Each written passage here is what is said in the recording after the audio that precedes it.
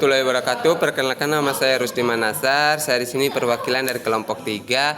Saya Fakultas Keguruan dan Ilmu Pendidikan, Prodi PPKN Universitas Hairun. Di sini saya akan menjelaskan tentang bahasa itu konvensional. Bahasa itu konvensional adalah penggunaan lambang bunyi atau simbol bahasa untuk suatu konsep berdasarkan kesepakatan umum atau kesepakatan bersama. Konvensi di antara sekelompok masyarakat memakai bahasa bukan karena hubungan alamiah antara bunyi dan makna, sehingga semua anggota komunitas bisa saling memahami. Contohnya, kita sepakat bahwa bunyi rumah pada bangunan tempat tinggal pada bunyi ini sendiri tidak memiliki hubungan logis dengan bangunan tersebut. Inti dari bahasa konvensional kesepakatan hubungan antara kata atau lambang dan artinya ditentukan oleh persetujuan kolektif, bukan paksaan alamiah. Di sini kita sepakatan bersama sehingga untuk bisa mempermudahkan komunikasi tersebut.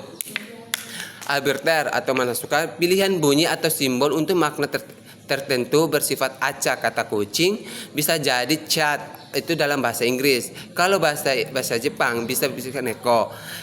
Sistematis, setelah disepakati bahasa menjadi sistem yang teratur dan dipahami bersama sehingga mempermudahkan antara individu maupun kelompok. Kemungkinan komunikasi karena adanya kesepakatan bahasa bisa digunakan untuk menyampaikan maksud secara efektif dan efisiensi.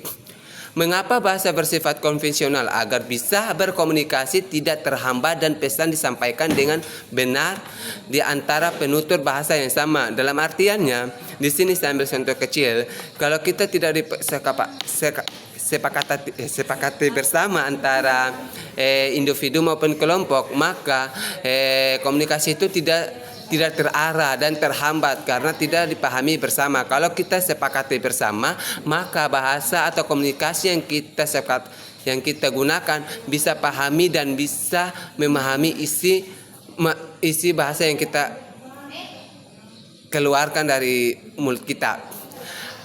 Mengapa bahasa bersifat konvensional? Agar komunikasi tidak terhambat dan pesan tersampaikan dengan benar di antara penutur bahasa yang sama. Tanpa konvensional, setiap orang akan menciptakan makna sendiri dan komunikasi akan menjadi mustahil, seperti yang terjadi ketika kita mendengar bahasa asing.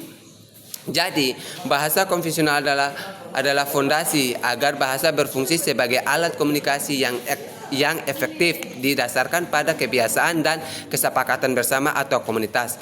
Itu saja yang saya dapat sampaikan. Cukup sekian dan terima kasih. Sampai jumpa di lain waktu. Wassalamualaikum warahmatullahi wabarakatuh.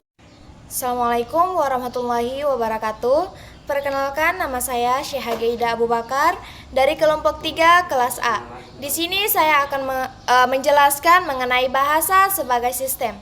Bahasa disebut sebagai sistem karena memiliki aturan yang teratur dan tersusun dari unsur-unsur yang saling berkaitan. Dalam suatu sistem, setiap bagian bekerja harus sesuai dengan fungsi yang sudah ditentukan dan mendukung keseluruhannya. Begitu juga dengan bahasa. Bahasa terdapat elemen-elemen seperti fonem atau bunyi, morfem atau kata, frasa, klausa, dan kalimat yang saling beraturan dan mengikuti kaidah tertentu. Assalamualaikum warahmatullahi wabarakatuh. Perkenalkan, nama saya Kalsum Mazidi Kaupa. Saya dari kelas 1A, kelompok 3. Saya akan menjelaskan bahasa adalah bunyi. Bahasa pada hakikatnya merupakan bunyi yang dihasilkan oleh alat ucap manusia.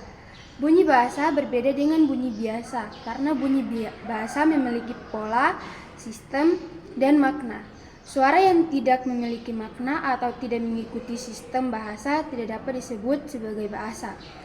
Bunyi bahasa dihasilkan melalui koordinasi organ-organ bicara seperti paru-paru, pita suara, lidah, gigi, dan bibir.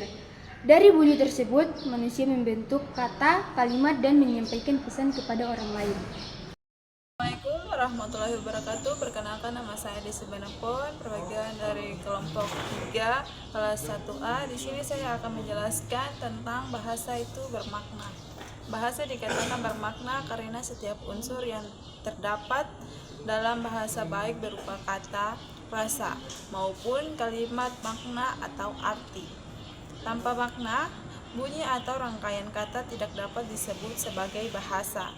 Makna inilah yang membuat bahasa untuk menyampaikan pikiran, perasaan, gagasan, dan informasi dari satu orang ke orang yang lain. Ya, mungkin itu saja yang bisa saya sampaikan.